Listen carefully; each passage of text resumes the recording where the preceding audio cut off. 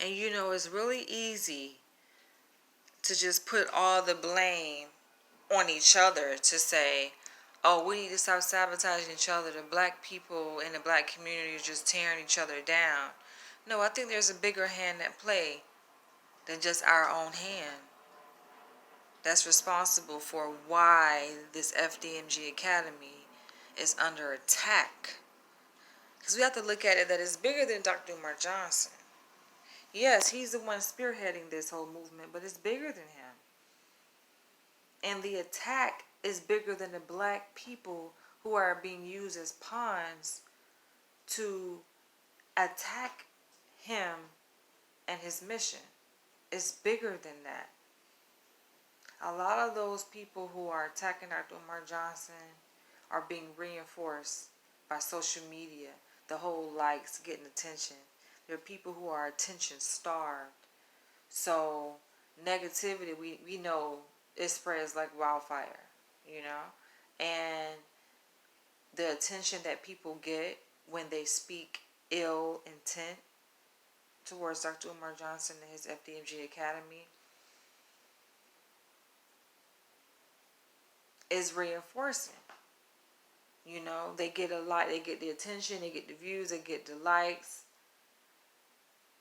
And a lot of them are getting paid for it. And bigger than that, what struck me about something that he said this year regarding the FDMG Academy, it almost broke my heart. It broke my heart, you know. I was wild, but at the same time, it's like, okay, what do we expect? Like, you know, it's something to be expected, right? It's just like, it's no surprise, but at the same time, it's just like, damn,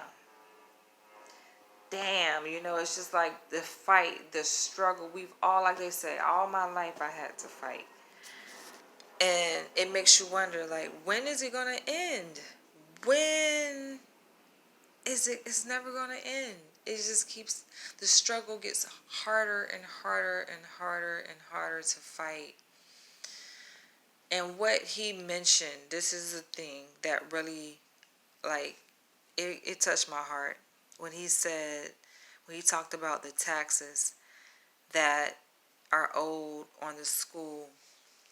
I was going to do a video, like, after he made that video, after he went live and he talked about, you know, how much is owed in back taxes, you know, towards the city, I think, of Wilmington, Delaware, and also the state of Delaware. I was going to talk about it, but I was like, no. You know, sometimes, like, I just bite my tongue when it comes to what's happening with FDMG Academy, because I'm very hopeful that things are going to turn out. But at the same time, you know, I feel bothered. Like I said, I'm just bothered by what's happening, because we know that if it was a different person of a different complexion, yes, they may have some difficulty, but not this level of difficulty when it comes to opening a school. We're talking about building an institution. Like, seriously? There are white people who open institutions all the time.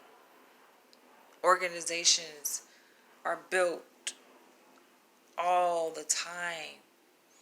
Why is it? We're talking about one school. One school. Why is it like, why?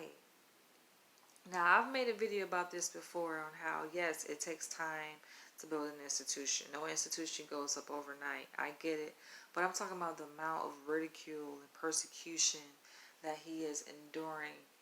You know, like, I don't mind making videos about this, because I feel like his persecution should be the whole entire black community's persecution. Like, what one person endures, we all should have to endure that same amount of attack and pain. And, you know, we should be in this thing together. He should not have to stand alone and fight alone. We should march together, fight together to conquer the oppression, to conquer the resistance of white supremacy when it comes to bringing about change, not just for this generation, but for generations to come. That's what bothers me so much, because I feel like, yes, there are people who support Dr. Umar Johnson. There are a lot of people who support him, but we gotta go way stronger than that.